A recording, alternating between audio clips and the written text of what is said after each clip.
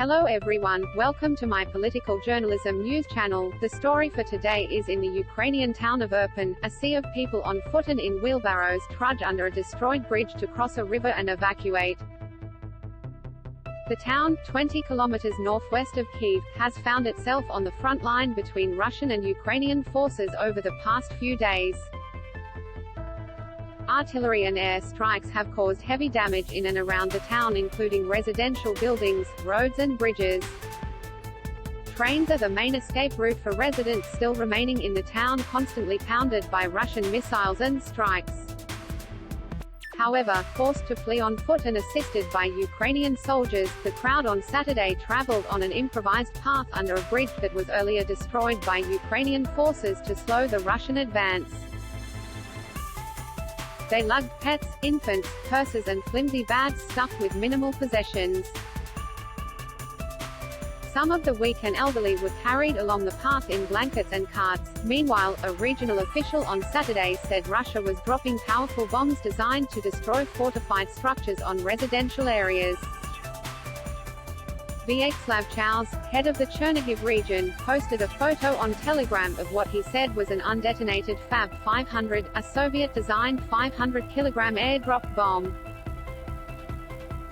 Usually this weapon is used against military-industrial facilities and fortified structures, he said. But in Chernihiv, against residential areas, the city of Chernihiv, located north of Kyiv and with a population of 290,000, has come under heavy fire from Russian forces. Officials said 17 people in the region were killed in the most recent shelling. Russia targets third nuclear power plant. Russian forces have seized 2 Ukrainian nuclear power plants and are advancing toward a third, Ukraine's president said during a call with U.S. senators on Saturday. Volodymyr Zelensky said the third facility under threat is the Yuzhno-Ukraine's nuclear power plant, located 120 kilometers north of Mykolaiv, one of several cities the Russians were trying to keep encircled. One of the plants under the Russians' control is the Zaporizhzhia nuclear plant in the southeastern city of Enerhodar, the biggest nuclear power plant in Europe.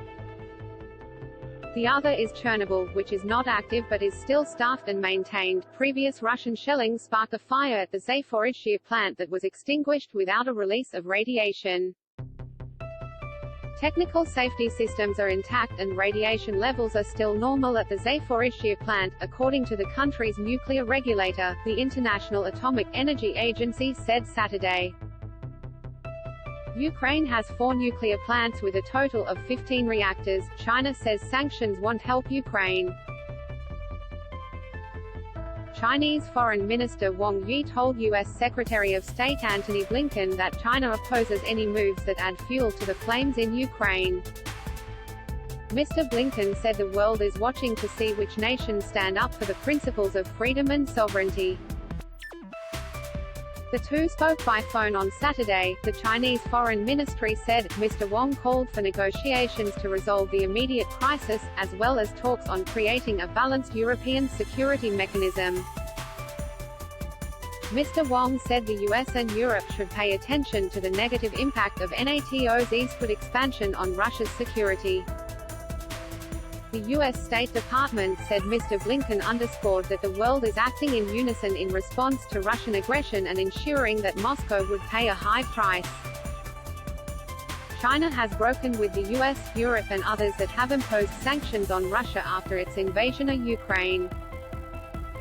China said that the sovereignty and territorial integrity of all nations should be respected, but that sanctions created new issues and disrupted the process of political settlement.